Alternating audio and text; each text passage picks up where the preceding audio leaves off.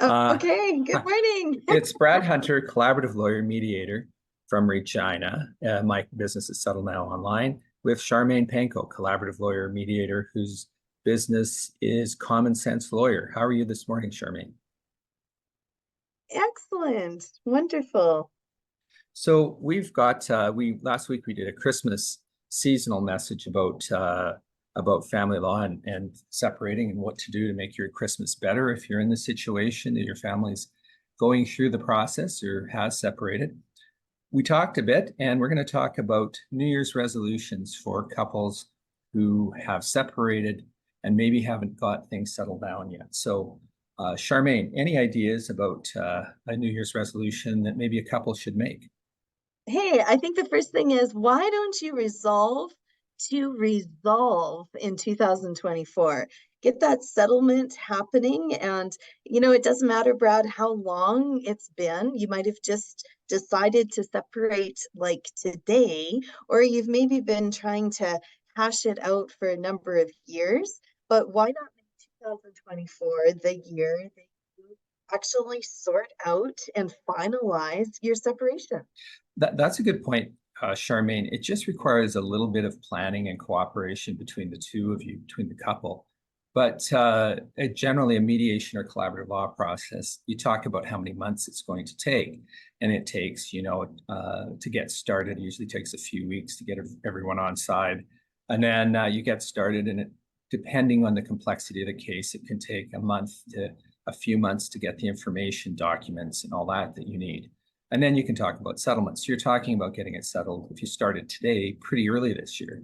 Mhm. The option of court has all kinds of delays built into the system. So you have to start your case, a fair amount of work and expense. Then if you need a temporary, your spouse has a chance to respond, there's another delay. Then if you need something resolved and go to court, well, you have to go through a judicial case conference. And that takes a couple months. And then if you're going to have a hearing, it's another month or two later. Then it's another month or two later to get a decision. And so you're 8 or 9 months into it and you've just started. You haven't even got anywhere. So, that's one of the decisions. You want to get it done this year. Really, the choice is to negotiate, choice is to give mediation or collaboration a try and get it done. So that's an easily obtainable goal if you start now. If you go down the one path, if Yep. you go down the other path, you've resolved to settle it in 2 or 3 years. Which Yep. what are some of the problems with having an unresolved family law situation, unresolved divorce? I think it's always on your mind. Every morning you wake up, you go to brush your teeth, and you're thinking, do I have to talk to my lawyer today? Or there's this mortgage that, who's going to be paying it? Or you're not sure what's going to happen for now, thinking about February break with the children. And then at lunchtime and at coffee break. And then when you go to bed at night, it's constantly on your mind. People talk about what it costs, like the financial cost of a separation divorce, Brad, but the bigger cost is that psychological cost. I often refer to people living in something of a zombie world while they're in a divorce, that you really can't make any decisions long term about your own life. And even with your kids, you're sitting there waiting for stuff. You don't know if you can buy a house or where you're going to be able to live. Or if you're older, you don't know anything about, can you retire? When can you retire? What do you need to do to retire? So there's all these questions that just hang out there. And then the process is so glacial. It's so slow if you're in a litigation thing. You don't have any objectives.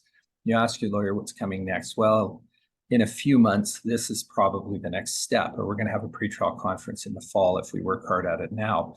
Well, those are unfathomably long times to just sit out there in this world where you really are. It's probably the worst situation you've ever been with your spouse, because they have control over your lives. For them, it's the same way. You have control over their lives, and you don't have any communication. You don't have any way to break through it. So I agree with you on that one. And I come up with another resolution for a couple, and it would Okay. be to tone down the conflict you're in for a couple of reasons. Now, we always start talking about kids, but let's just talk about you.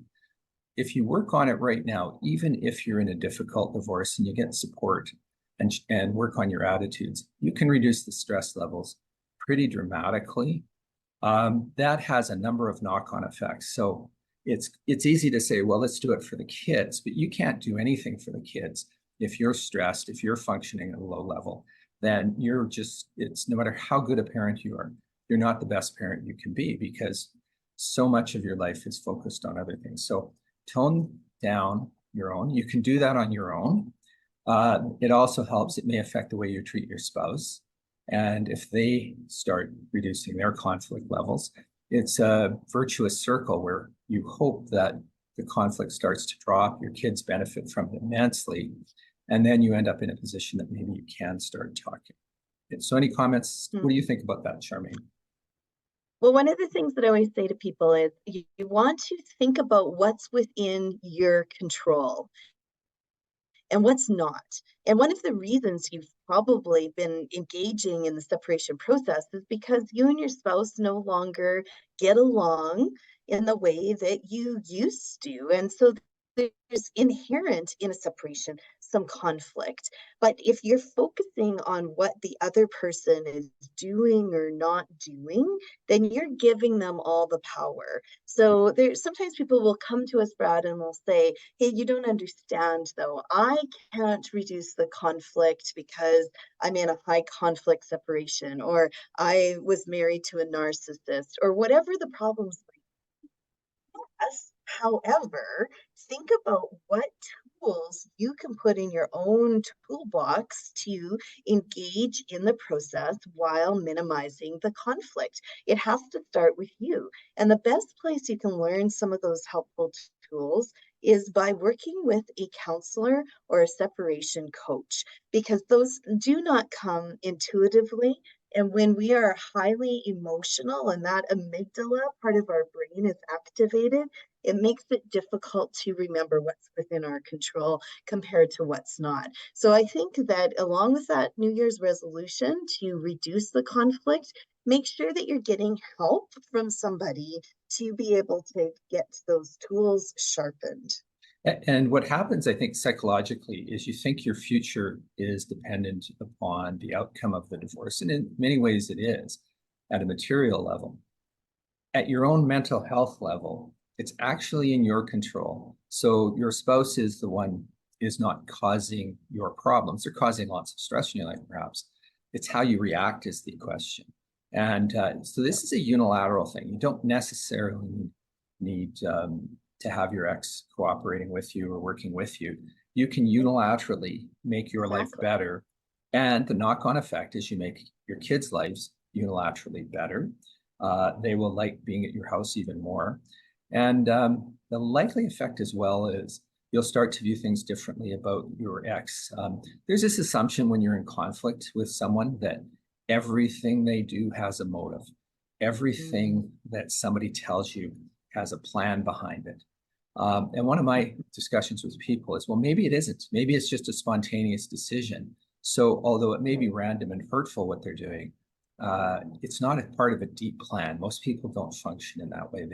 They're reactive. And if you are reactive to your spouse's reactivity, it's the other kind of circle. It's not a virtuous circle. It's a very unvirtuous circle. And you're in a constant state of turmoil. So it's breaking that spot. You can do it on your own, but it's sure a lot easier to do with some professional assistance like a counselor or a divorce coach, and then some looking in the mirror a lot. So that's another point to move on forward. Let's talk about money. Would there be any advice you would give to a separated couple about money right now? Yes. How about this as the New Year's resolution, Brad? That this is the year you are going to reduce your legal expenses. And the easiest way to do that is combine New Year's resolution number 2 that we just spoke about to this one, where if you reduce the conflict and think about the fact that every email or phone call that you make to your lawyer is costing you money, reduce the level of conflict by resisting the temptation to reach out to your lawyer every time something happens that you are suspecting has some sort of motive behind it, maybe write it down. Consider talking to your spouse directly. If you are co-parenting, there's some phenomenal co-parenting apps out there in the internet world. Some that are paid apps, some that are free of charge. My favorite is Our Family Wizard, because that is it's a tool where you can put your correspondence in. You can add your professional if you need a little assistance and some coaching in how you're communicating. But that way you will build some abilities to be able to communicate directly, which is going to be so important. You don't want to be using your lawyer as the go-between for the rest of your life. So New Year's resolution, reduce those legal costs by communicating directly. And part of the question about your legal costs is they're a bottomless pit. There's no real limit. The only real limit is your ability to pay. And it sounds like we're being critical of lawyers. We're not. Most family law lawyers are handling a large caseload. And when you talk to them, they've got expenses and they'll record the time and have the discussion. So they're under a lot of pressure themselves. And then they're dealing with a case that's priority, the one that's going to be in court next week or in pretrial in a couple of weeks or in trial in a month or two. And you'll move up that priority list the closer you get to those things, but you don't have a lot of control. And every call and every contact and email can result in an additional charge. And there's simply no bottom to it. One of the advantages of mediation or a collaborative law model is you're not at it as long. So there's just a limit on how much it's going to cost. And it's possible to do things like fixed fees or those situations. It's very difficult for a lawyer to do a fixed fee arrangement because you simply don't know at the start whether the case is going to be, resolved quickly and easily, or whether it's going to be 3 or 4 years from now, you'll be in the Court of Appeal fighting a case. And it's not helpful if the lawyer tells you your fees are going to be between $10,000 and $100,000, which are legitimate numbers for some cases. So yeah, keep track, find ways to communicate. One of the things I like about Our Family Wizard app, it has an add-on where it tones down your statements. Yeah. So if you're sending your ex a communication, instead of doing it on text, you'll do it through a text or version of a text under Our Family Wizard. It's got a language guard, so it'll reframe what you're going to say. It'll take out some of the nasty words. And it won't let your spouse send through nasty words to you either. So whether you want to be polite or not, you're going to be polite. So right. It's not a bad thing. I think we all have times when we go, I just wish I'd rewritten that. Right. Just a bit of an add-on to that. If you want to talk to your ex about something, and there's a lot of emotion there, and it's usually you're forced into it because it's too much of a crisis. And yeah, the lawyers aren't going to be able to deal with it in a timely way, or it's going to be very slow, or it just won't get resolved. Consider using an artificial intelligence, an AI program like ChatGPT, and write what you want to say to your spouse, and then ask it to do a rewrite that gives you some comments and also maybe puts it in a better tone. And you'll find that it strips out the kind of hard points and can make it a very straightforward thing. And if your spouse does the same, you can have almost a mediated discussion on an important issue using artificial intelligence. I know I ask it for advice from time to time about how I should frame things with everything from clients to other people. So think about that as well. So for this upcoming year, consider programs to use, consider direct communication, consider things like artificial intelligence, Our Family Wizard, or the numerous other apps that are out there that can facilitate some discussion. And again, there's this, I think, message that goes over all of this, Charmaine, that if we can tamp down that kind of raw edge of people's emotions, and once they start to heal even a little bit or have methods to talk, then you can start to move forward. Certainly in mediation and collaboration, probably the most important thing that makes it effective is that people are able to communicate more or less directly, but in a constructive rather than a negative way. And there's all these tools that can help you do it yourself. So a bunch of things to do, but I would very much go on this money pit thing that remember, every time you take a step in a process, it's going to cost something. So maybe focus and budget and figure out what's economically the best.